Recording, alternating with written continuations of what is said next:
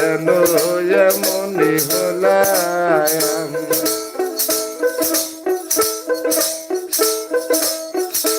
আমি আগে তো এমন ছিলাম না রে কেন এমনই হলাম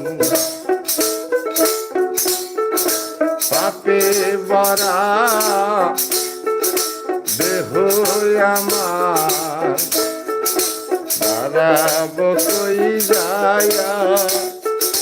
পাড়ার লোকে